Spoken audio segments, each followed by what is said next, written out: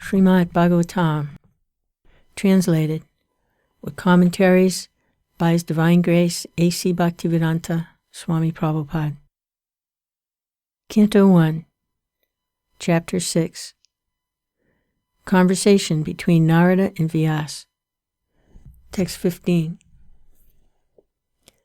After that, under the shadow of a banyan tree in an uninhabited forest, I began to meditate upon the Supersoul situated within, using my intelligence as I learned from liberated souls. Purport. One should not meditate according to one's personal whims. One should know perfectly well from the authoritative sources of scriptures, through the transparent medium of a bona fide spiritual master, and by proper use of one's trained intelligence for meditating upon the Supersoul dwelling within every living being. This consciousness is firmly developed by a devotee who has rendered loving service unto the Lord by carrying out the orders of the spiritual master. Sri Naradaji contacted a bona fide spiritual master, served him sincerely, and got enlightenment rightly. Thus, he began to meditate. Text 16. As soon as I began to meditate with my mind transformed in transcendental love upon the lotus feet of the personality of Godhead, tears rolled down my eyes, and without delay, the personality of Godhead Sri Krishna appeared on the lotus of my heart. Purport. The word bhava is significant here. This bhava stage is attained after one has transcendental affection for the Lord. The first initial stage is called shraddha, or a liking for the Supreme Lord, and in order to increase that liking, one has to associate with pure devotees of the Lord. The third stage is to practice the prescribed rules and regulations of devotional service. This will dissipate all sorts of misgivings and remove all personal deficiencies that hamper progress in devotional service. When all misgivings and personal deficiencies are removed, there is a standard faith in transcendental matter, and the taste for it increases in greater proportion. This stage leads to attraction, and after this there is bhava, or the prior stage of unalloyed love for God. All the above different stages are but different stages of development of transcendental love. Being so surcharged with transcendental love, there comes a strong feeling of separation, which leads to 8 different kinds of ecstasies. Tears from the eyes of a devotee is an automatic reaction. And because Sri Narada Muni, in his previous birth, attained that stage very quickly after his departure from home, it was quite possible for him to perceive the actual presence of the Lord, which he tangibly experienced by his developed spiritual senses without material tinge.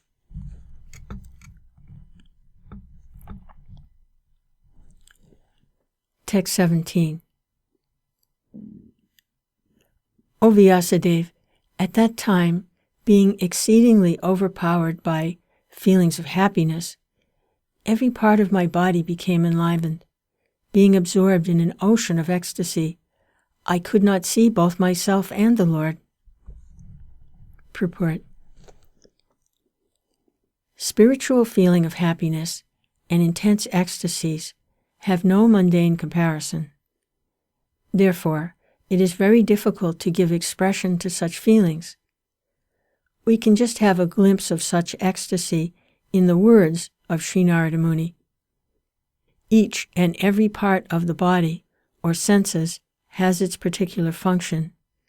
After seeing the Lord, all the senses become fully awakened to render service unto the Lord, because in the liberated state, the senses are fully efficient in serving the Lord. As such, in that transcendental ecstasy, it so happened that the senses became separately enlivened to serve the Lord.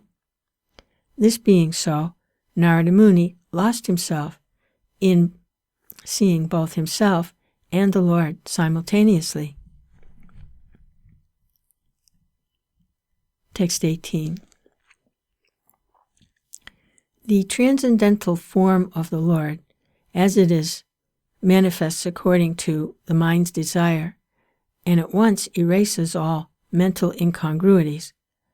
Upon losing that form, I suddenly got up, being perturbed, as is usual when one loses that which is desirable.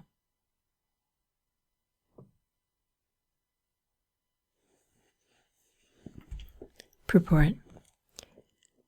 That the Lord is not formless is experienced by Narada Muni, but his form is completely different from all forms of our material experience.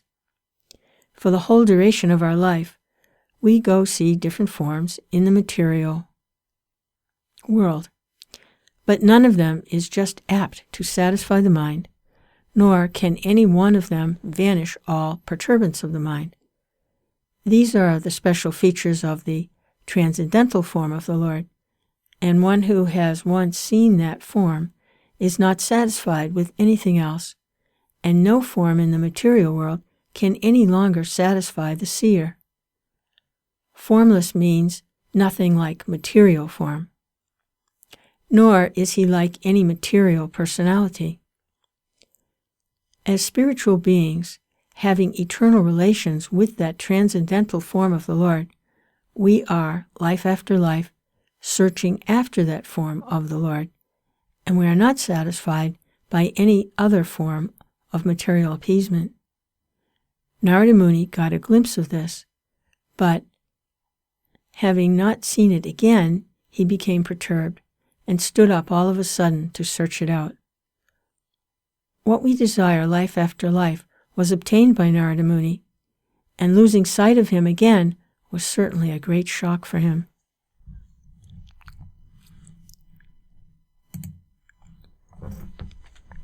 Text 19.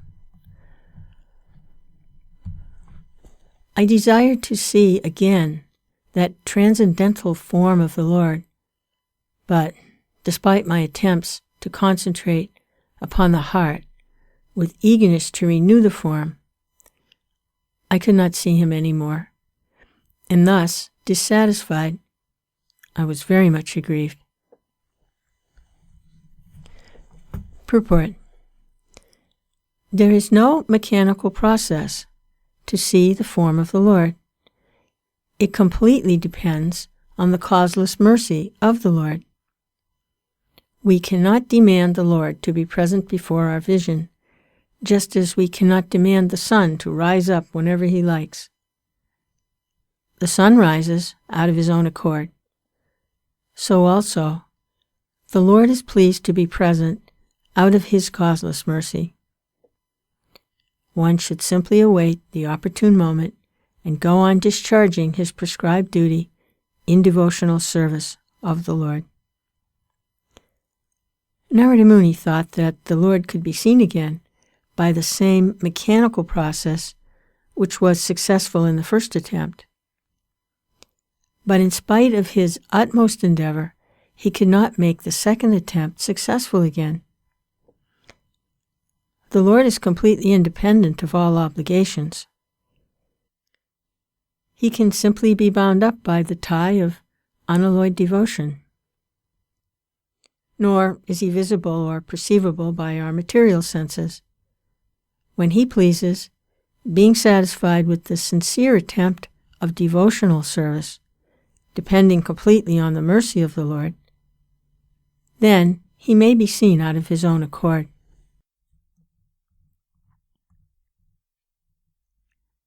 Text 20.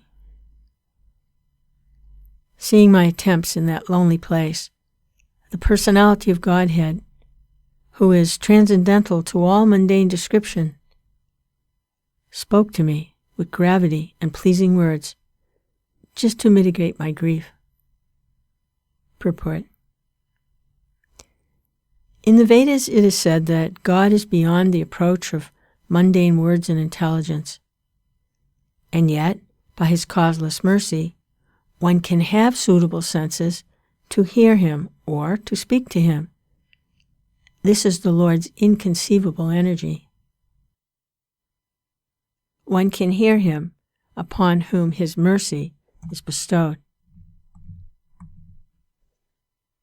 The Lord was much pleased with Narada Muni, and therefore the necessary strength was invested in him so that he could hear the Lord. It is not, however, possible for others to perceive directly the touch of the Lord during the probation stage of regulative devotional service. It was a special gift for Narada. When he heard the pleasing words of the Lord, the feelings of separation were to some extent mitigated. A devotee in love with God feels always the pangs of separation and is therefore always enwrapped in transcendental ecstasy.